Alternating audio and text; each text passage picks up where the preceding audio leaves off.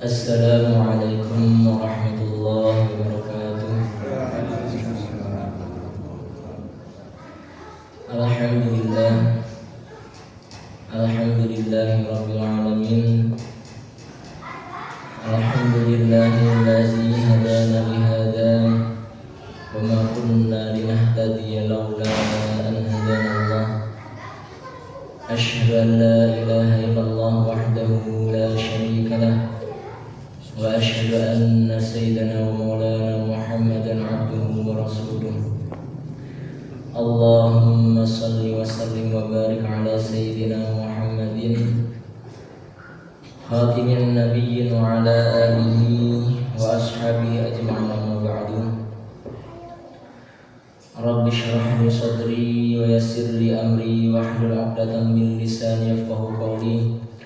Subhanaka la ilma lana illa ma 'allamtana innaka antal 'alimul hakim. Allahumma la sahla illa ma ja'altahu sahla wa anta taj'alul huzna sahlan idza syi'ta sahla. Jamaah salat subuh yang sama-sama harap ridha Allah Subhanahu wa taala. Alhamdulillah, bersyukur kita kepada Allah Subhanahu wa taala yang sampai saat ini, sampai detik ini Allah Subhanahu wa taala telah menyampaikan kita di akhir bulan Ramadan dengan segala amal yang telah kita lakukan. Semoga segala apa yang kita lakukan khususnya di bulan Ramadan kali ini, baik berpuasa, sholat berjamaah, sholat sunnah, membaca Al-Quran, sedekah, i'tikaf dan sebagainya, semuanya tanpa terkecuali diganjar pahala oleh Allah Subhanahu wa taala. Salat dan salam semoga senantiasa tercurahkan kepada junjungan kita Nabi Sallallahu Alaihi Muhammad sallallahu alaihi wasallam. Beliau yang senantiasa mengharapkan kita menjadi hamba-hamba Allah yang kelak selamat di akhirat. Dan seandainya kita memiliki kesalahan dan dosa sehingga kita tidak mampu selamat di akhirat, maka beliaulah satu-satunya orang yang nanti memikirkan bagaimana umatnya yang tidak selamat ini bisa selamat. Beliau sujud kepada Allah Subhanahu wa taala, memuji Allah Subhanahu wa taala sampai Allah Subhanahu wa taala mengabulkan permintaannya. Apa permintaannya? Supaya bagaimana umat ini mendapatkan pertolongan dari Allah Subhanahu wa taala. Hadirin jamaah salat subuh yang sama-sama mengharap ridha Allah Subhanahu wa taala. Dunia ini adalah mata'ul ghurur, kesenangan yang menipu. Segalanya adalah fata morgana. Sesuatu yang dilihat itu bukan perkara yang nyata. Kadangkala kita melihat orang berbuat baik, tapi ternyata tidak dicatat kebaikan oleh Allah. Kadangkala terlihat orang itu sedang tidak berbuat baik, sibuk dengan keduniaan, tapi ternyata dicatat pahala oleh Allah. Kadangkala kita melihat satu gambaran tertentu, tapi ternyata hakikatnya adalah gambaran tertentu pula. Kita yang duduk di majelis ilmu, insya Allah secara hakikat adalah orang-orang yang sedang berjalan menuju surganya Allah. Sedangkan orang-orang yang barangkali sedang lalai atau bahkan bermaksiat, maka pada hakikatnya mereka adalah sedang berjalan menuju nerakanya Allah. Sebab di dunia ini hanya ada dua jalan. Di jalan Shirathul Mustaqim, jalan yang lurus, jalan yang benar, yang tujuannya adalah surga, atau jalan yang bengkok, yang terjal, yang mana tujuannya adalah neraka. Maka kita harus yakini itu, kita renungkan apa yang sedang kita jalankan, apa yang akan kita jalankan. Setelah Ramadan ini, apakah kita tetap terus berusaha menapaki jalan yang lurus, atau justru kita akan loncat dari jalan yang lurus tadi menuju jalan yang salah, yang tujuannya juga adalah tempat yang sangat menyengsarakan. Hadirin yang sholat subuh yang sama-sama harap Allah Subhanahu wa taala, ketika Allah Subhanahu wa taala menciptakan surga dan neraka, Allah mengirim malaikat Jibril untuk menuju surga. Allah Subhanahu wa taala berfirman, "Umdur ilaiha wa ila ma'adatu li ahliha fiha." Lihatlah surga dan lihatlah apa yang aku siapkan untuk penduduk surga di dalamnya. Maka malaikat Jibril datang ke surga dan melihat keadaan surga. Jibril berkata, "Wa 'izzatika la yasma'u biha ahadun illa dakhalaha." Demi kekuasaanmu, demi kemuliaanmu, tidak ada seorang pun yang mendengar tentang surga, pasti mereka akan ingin memasukinya. Sehingga bisa kita lihat saat ini, bahkan anak-anak sekalipun yang akal fikirnya belum matang, ketika ditanya mau masuk surga atau neraka, mereka pasti akan masuk ke dalam surga, ingin masuk dalam surga. Fa'amara biha fa'ufat bil makari. Akan tetapi Allah perintahkan malaikat Jibril untuk supaya jalan menuju surga itu dihalangi dengan sesuatu yang tidak menyenangkan. Bekerja keras dengan niat yang ikhlas, menuntut ilmu, sholat berjamaah di kala ngantuk dan di kala terik, bersedekah dalam keadaan susah ataupun mudah, puasa, zakat, sholat, dan segala hal yang secara umum nafsu kita itu tidak suka dengan perkara tersebut. Itu adalah jalan-jalan menuju surga. Kemudian malaikat Jibril diperintahkan lagi, ketika sudah melihat surga dan sudah membentangkan jalan menuju surga, maksudnya Allah membentangkan sesuatu hal-hal yang susah untuk menuju surga, maka malaikat Jibril mengatakan, "Wa 'izzatika laqad khasyitu alla yadkhulaha ahad." Demi kekuasaanmu, sungguh aku khawatir kalau tidak ada seorang pun yang bisa masuk surga. Sebab apa? Sebab sulitnya jalan menuju surga. Sholat, dikala kita mungkin senang dengan ngobrol, senang dengan bermain, senang dengan mencari harta, sibuk dengan keluarga, tapi saat itu juga kita diperintahkan untuk sholat. Barangkali kita ingin makan, minum di siang hari, merokok, ngopi dan sebagainya, tapi kita diperintahkan untuk berpuasa dan menahan hawa nafsu. Maka malaikat Jibril khawatir kalau tidak ada seorang pun yang bisa masuk ke dalam surga. Kemudian malaikat Jibril diperintahkan oleh Allah untuk masuk ke dalam neraka, melihat isi neraka. Kemudian ketika sudah melihat isi neraka dan segala bentuk siksaan di dalamnya, malaikat Jibril mengatakan, "Ya Allah, demi kemuliaan-Mu, tidak ada seorang pun yang ingin memasuki neraka." Bahkan seandainya kita saat ini bertanya kepada ahli maksiat, orang yang jahat sekalipun, tidak akan dia mau masuk ke dalam neraka. Kemudian Allah bentangkan jalan menuju neraka itu dengan syahwat, dengan sesuatu yang menyenangkan hati, menyenangkan syahwat, berzina, minum khamr, pandangan terhadap hal yang haram, mendengar sesuatu yang haram, makan riba, makan hal-hal yang diharamkan oleh Allah Subhanahu wa taala, yang lezat, yang nikmat. Itulah jalan menuju neraka. Maka Allah perintahkan malaikat Jibril, "Irji' fanzur ilaiha." Lihatlah neraka.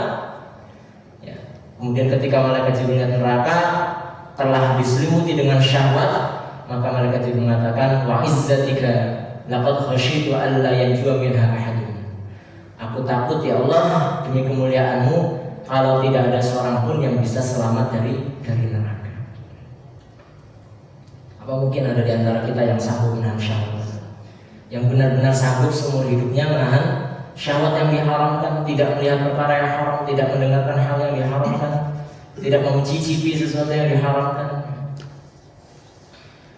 Kemudian di hari kiamat nanti yu'ta bi asyadin nasi bu'san fid dunya, didatangkan oleh Allah seorang yang paling menderita hidupnya di dunia.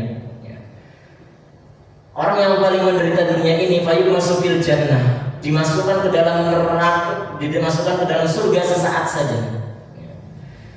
Maka ketika diangkat dari surga, ditanya, ya Abdullah, wahai hamba Allah, hal ra'aita bu'san qattu, apakah kamu pernah merasakan kesulitan selama hidup di dunia?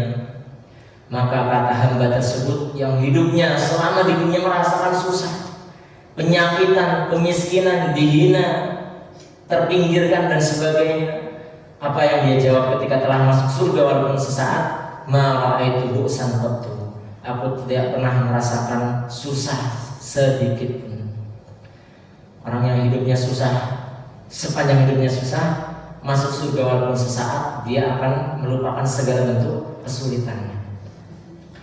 Wa yu'tabi'an 'ala ahli dunya, akhirnya didatangkan satu orang lagi yang hidupnya bahagia terus di dunia, tidak pernah sakit, tidak pernah susah, tidak pernah miskin, bahkan segala keinginannya dimudahkan, segala kemauannya dituruti. Ketika dia di akhirat nanti dimasukkan ke dalam neraka sesaat saja, sesaat, sedetik. Apa yang dia katakan ketika ditanya oleh Allah Subhanahu wa taala, apakah engkau pernah merasakan kenikmatan?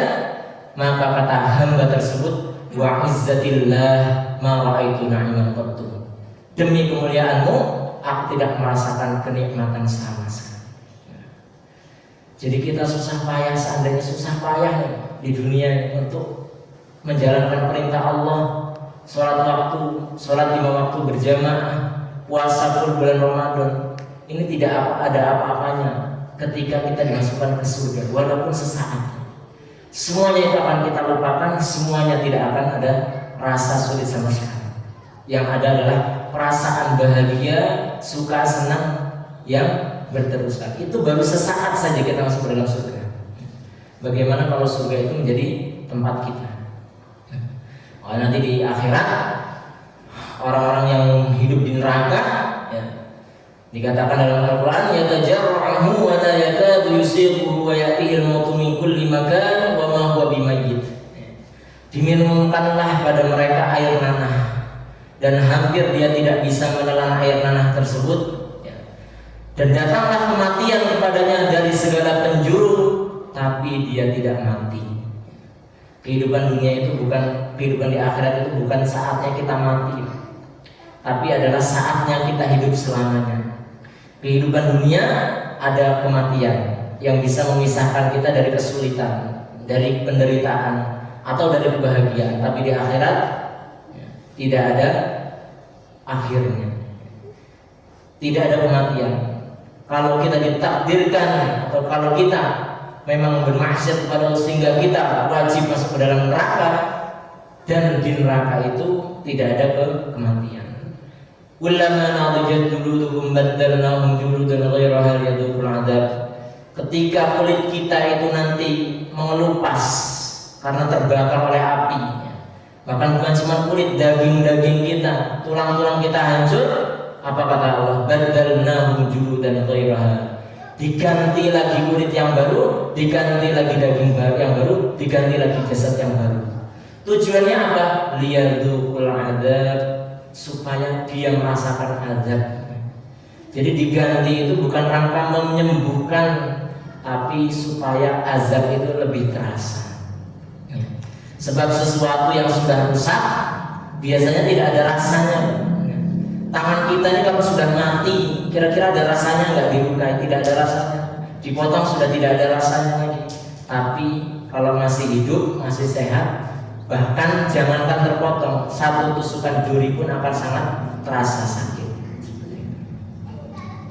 Kita tinggal pilih yang mana. Kita mau menjalankan hidup ini, menjalani hal-hal yang sesuai dengan syahwat kita atau sesuai dengan kemauan Allah Subhanahu wa taala.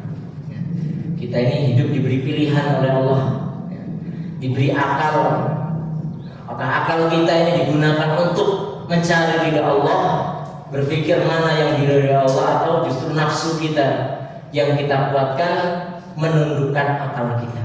Seperti itu. Kemudian siapa saja yang akan masuk ke dalam surga? Yakhruju minan nar man qala la ilaha illallah. Akan keluar dari api neraka, masuk ke dalam surga setiap orang yang pernah mengucapkan la ilaha illallah. Dan akan masuk ke dalam surga setiap orang yang memiliki keimanan walaupun sebesar biji gandum. Dan akan keluar dari neraka masuk ke dalam surga setiap orang yang di hatinya ada keimanan, ada kebaikan walaupun sebesar biji kurma. Dan bahkan akan masuk ke dalam surga dan keluar dari neraka setiap orang yang walaupun di hatinya hanya ada kebaikan, ada iman sebesar atom, sangat kecil. Kalau biasanya itu orang-orang bilangnya biji sawi, sebenarnya bukan biji sawi tapi sesuatu yang sangat kecil, sehingga orang zaman dulu mengungkapkannya dengan biji sawi. Orang-orang modern zaman sekarang menggunakan istilah atom, sebab atom itu adalah perkara yang sangat kecil. Ini adalah orang-orang yang pasti akan masuk surga, walaupun tidak tahu berapa lama akan disiksa di dalam neraka. Idza dakhala ahlul jannatil jannah yunadi munadin inna lakum an tahyu fala tamutu abada wa inna lakum an tasrihu fala tasqamu abada wa inna lakum an tashibbu wa la tahrumu abada. Ketika orang yang masuk surga, ahli surga telah masuk ke dalam surga, setiap orang yang layak masuk surga sudah masuk ke dalam surga, maka dikatakan oleh Allah kepada penduduk surga, innalakum, sesungguhnya bagi kalian kehidupan yang tidak ada akhirnya, kehidupan yang tidak ada akhirnya selama-lamanya, sehat yang tidak pernah ada sakitnya, dan muda yang tidak pernah ada tuanya. Wa innalakum an tan'amu fala tab'asu abada. Dan kalian akan mendapatkan nikmat yang tidak akan pernah ada kesulitan selamanya. Ini selamanya Pak ya? Selamanya, bukan sebentar, bukan 60 tahun, bukan 100 tahun, tapi selamanya. Ibarat Imam Ghazali itu mengibaratkan selamanya seperti ini. Ketika dunia, permukaan bumi ini dipenuhi dengan bijian, misalnya gabah padi, ini memenuhi seluruh permukaan bumi, dan setiap 1000 tahun ada satu burung yang mengambil satu biji saja, dipindah dibawa ke planet yang lain. Kira-kira bakalan habis apa enggak? Akan habis, tapi masanya sangat panjang dan selamanya abadi, itu tidak ada akhirnya, jauh lebih lama daripada itu, lebih lama daripada itu, sehingga kita di dunia 60-70 tahun susah-susah sedikit ya. Menjalankan amal ibadah dengan susah payah sedikit, itu tidak ada apa-apanya jika dibandingkan dengan balasan yang Allah Subhanahu wa taala sediakan. Dan bahkan dikatakan di sini, yaqulu li akhi ahli an-nar khurujan minha wa akhi ahli al-jannati dukhulan ilaiha. Dikatakan kepada orang yang terakhir keluar dari neraka dan yang terakhir masuk ke dalam surga. Jadi nanti di akhirat itu Pak, ada masanya seluruh orang yang wajib masuk surga, yang memang ada hak di surga, itu akan keluar satu persatu semuanya. Ada mungkin yang sudah disiksa jutaan tahun atau bahkan miliaran tahun di dalam neraka, tapi karena ada kebaikan di dalam hatinya, maka Allah keluarkan dan masukkan ke dalam surga. Dan orang yang terakhir keluar dari neraka, yang masuk ke dalam surga, dikatakan kepadanya, inna laka mitad dunya wa asyra amsalihha. Sesungguhnya engkau berhak mendapatkan surga yang seluas 10 lipat kali dunia. Sedangkan di dunia miskin nggak apa-apa, nggak punya tanah nggak apa-apa. Selama yang kita jalani adalah perkara yang halal, insya Allah Allah akan gantikan kemiskinan, kesulitan kita dengan kebaikan nanti di akhirat. Orang yang terakhir masuk surga saja bagiannya adalah 10 kali lipat dunia. Bayangkan kalau kita itu bukan termasuk hamba yang terakhir masuk ke dalam surga. Begitu besar surga yang Allah Subhanahu wa taala sediakan kepada kita. Ini kisahnya, ceritanya seperti ini. Jadi ketika seorang sudah masuk ke dalam surga semua, tinggal satu orang yang terakhir keluar dari neraka, maka dia dimasukkan ke air kehidupan, air kehidupan, sehingga dia hidup tumbuh seperti tunas, seperti kecambah dan sebagainya, keluar tumbuh menjadi manusia. Kemudian diletakkan di depan pintu surga. Ketika dia melihat pintu surga, maka seakan-akan surga itu sudah penuh.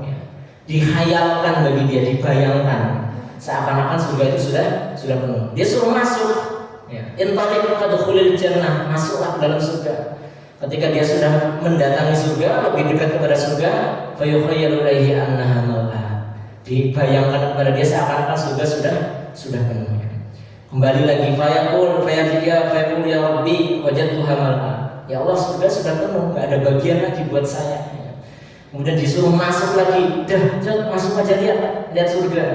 Ketika dia mau masuk ke dalam surga, dilihat lagi penuh lagi, seakan-akan sudah penuh. Maka kata Allah, innalaka mithla dunya wa ashwa amthaliha. Sesungguhnya bagianmu di surga ini adalah 10 kali lipat dunia. Sangat luas. Maka bagaimana dengan kita yang insya Allah husnudzon, yakin kepada Allah, dengan sebab rahmat Allah Subhanahu wa taala kita semua termasuk ahli surga, amin ya rabbal alamin. Kemudian di antara nikmat yang paling indah di dalam surga itu Pak, ketika seorang itu sudah masuk dalam surga,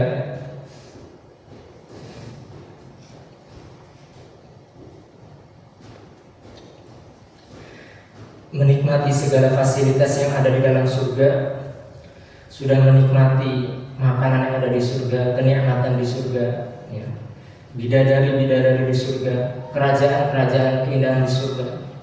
Kemudian apa kata Allah Subhanahu wa taala? Hal turiduna syai'an azidukum. Apakah kalian masih mengharapkan sesuatu yang bisa aku tambah? Apakah kalian masih mau nikmat lagi selain apa yang sudah aku berikan? Apakah kalian masih mengharapkan tambahan nikmat dariku? Fayaqulun, maka ahli surga mengatakan, alam tubayyid wujuhana. Bukankah engkau telah membuat wajah kita menjadi putih bersih? Alam tudkhilnal jannah. Bukankah engkau telah memasukkan kami ke dalam surga? Wa tunjina minan nar. Dan engkau telah menyelamatkan kami dari neraka. Fayushaful hijab, sehingga ketika itu diangkatlah hijab penutup antara hamba Allah dengan Allah Subhanahu wa taala. Sehingga ketika itu semua penduduk surga melihat Allah Subhanahu wa taala. Melihat Allah Subhanahu wa taala yang dikatakan nikmat terindah kita di surga adalah melihat Allah Subhanahu wa taala.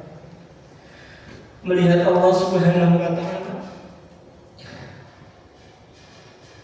Wujuh yauma idzin nadhirah, wajah-wajah mereka bersinar putih ila rabbiha nadhirah, melihat Allah Subhanahu wa taala.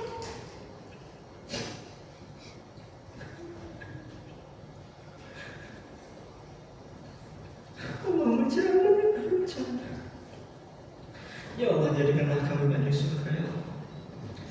Menjadikanlah kami hamba-hamba-Mu yang tidak terhalang dari memandang wajah-Mu, dari memandang keindahan-Mu, ya Allah, mendapatkan segala nikmat yang Kau usahakan.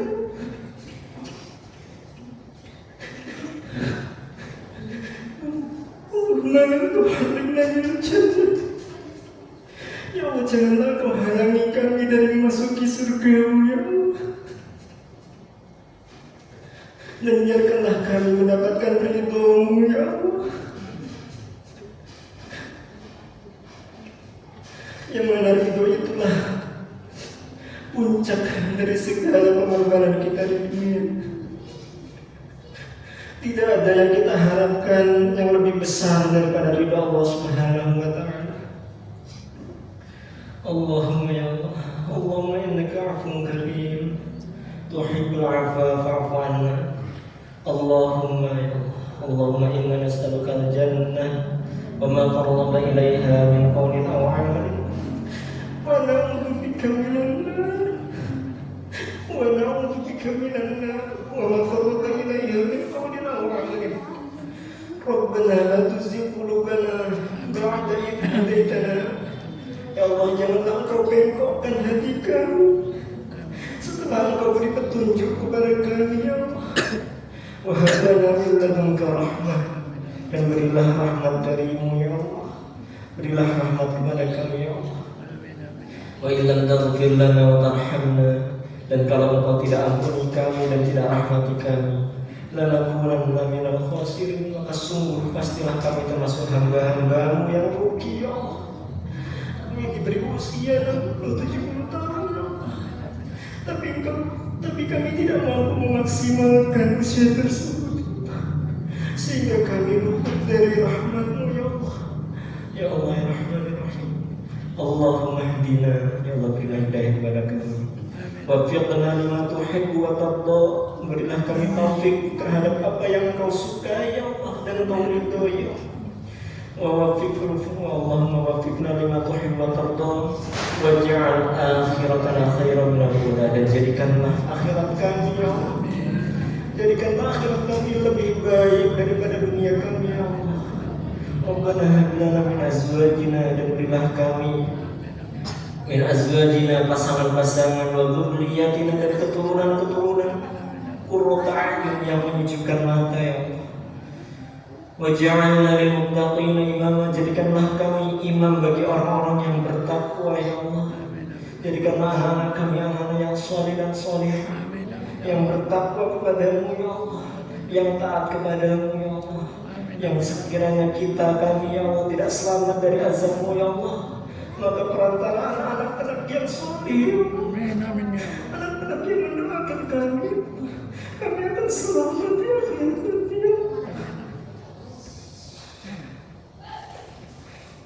Allahumma inna na'udzubika min adzabi jahannam wa min adzabil qabr wa min fitnatil mahya wal mamat wa min syarri fitnatil masiihid dajjal. Rabbana atina fid dunya hasanah wa fil akhirati hasanah wa qina adzabannar. Shallallahu ala sayyidina Muhammad wa ala alihi wasallam.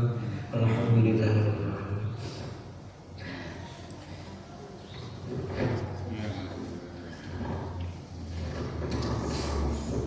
Selama bulan Ramadan, saya selaku imam, atau mungkin sebelum bulan Ramadan selaku imam atau yang sering mengisi kajian di sini, ada kata-kata yang menyinggung, tidak pas, tidak tepat, atau mungkin susunan katanya tidak teratur.